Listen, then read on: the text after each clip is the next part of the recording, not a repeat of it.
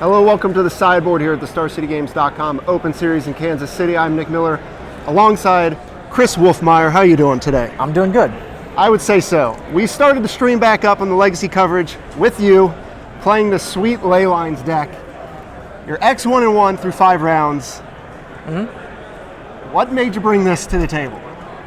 I didn't want to play long games Legacy, so I thought, I'm either going to win quick or I'm going to lose quick with this. Right, we caught wind of this yesterday while you're playing some trials, I believe. Yep. It was brought to our attention, and we're like, this is a deck, from our memory, we don't think I've ever had on camera. It's like, you've heard tale about it like Loch Ness Monster, but you've never seen it. We start the stream with it. You beat a Death and Taxes player. Let's go over the deck real quick. You have 27 Leylines, which can all start and play. Yep. And then your main focus is Serra Sanctum to play Opalescence, or you get Helm of Obedience, kill them because of Leyline of the Void. Yes. That's the gist of the deck. It is. Now, what are all the moving parts, and how do you fight through certain decks that will fight you? Well, I like to think that this deck plays a lot less Magic than even Dredge does. They say Dredge doesn't play Magic, this plays less. A mighty claim. Like I said, the main point is to get at least 4 Leylines in play. You can get 3, and then if you have a Serum Powder, it makes the 4th land. You can crop rotate any of these, these here and those there for your Serra Sanctum, which then gets you to 4 mana. You cast the Opalescence. You got tutor. You can tutor for the Tree Tails. You can tutor for the Helm of Obedience. So your tutor package is 4 Enlighten, 2 Idyllic. Grab all your enchantments. Your Enlightens can grab you your artifacts, so your Helm, your Win Condition, or your Treetop, which then you can crop rotate for a Serra Sanctum to pump out your stuff. Yep. Now, Serum Powder we saw on camera, pretty useful. Mulligan game 1. You even cast one to use as mana, which was important to get around Thalia. Yep. So, pretty utility there. It is.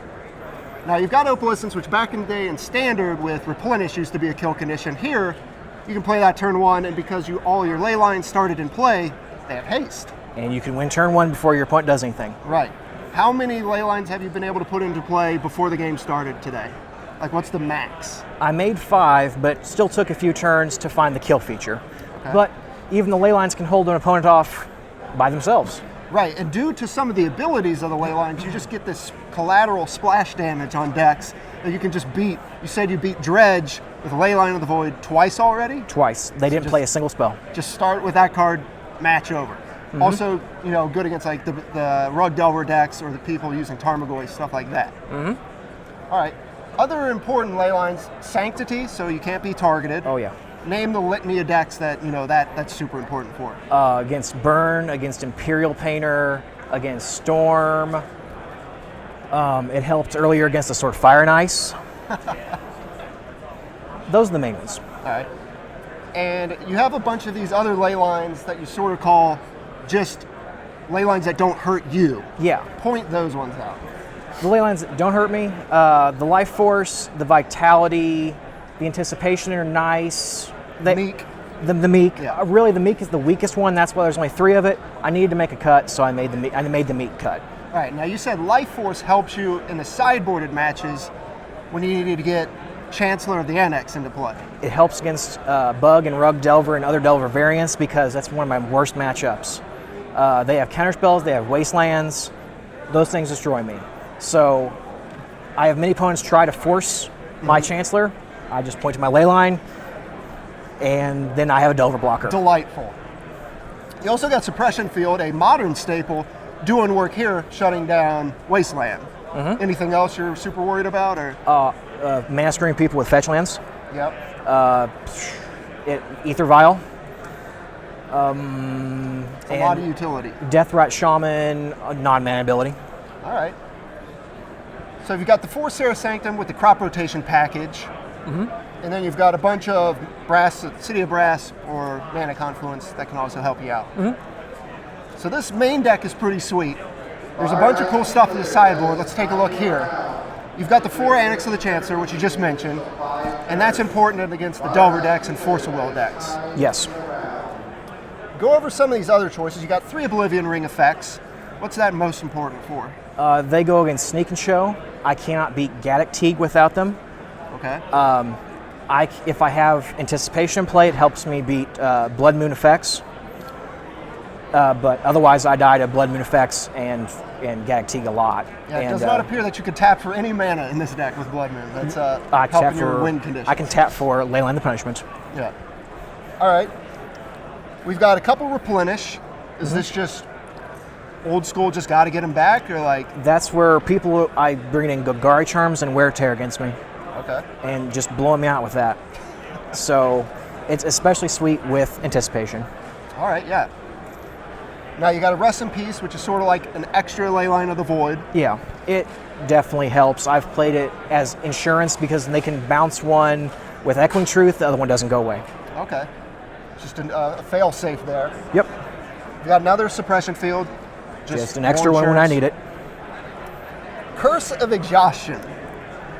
It's mainly against Storm because they want to play more than a spell.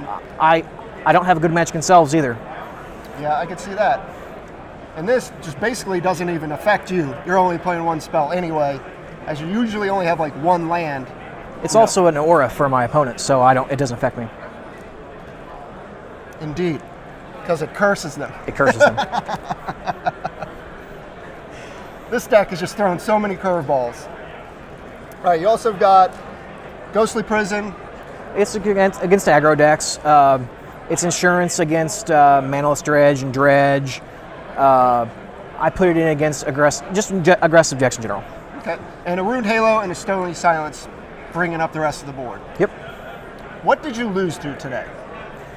I lost to Death and Taxes on a play mistake, sadly. Okay. Yeah, I had searched and played the Helm, and he had the Revoker. Ooh. And then I could not find the Opalescence in time. All right. Yeah, we just had you on camera versus Death and Taxes. He did not put up as much of a fight. Nope. He did try to wasteland you, but you had the extra Sarah Sanctums to get there. All right, this deck is pretty sweet. Why would you recommend somebody play this in their next Legacy tournament? The same reason I'm playing it. If you don't want to play long, drawn-out games, you're going to win quick, you're going to lose quick. And you can just get explosive wins, and it gets a lot of attention. Yeah, in a world full of grindy matchups and miracles, seems like a fun way to go out in style. It is. All right, Chris, well, thanks for sitting down with me in the sideboard. Stay tuned to StarCityGames.com all weekend long for more action here in Kansas City.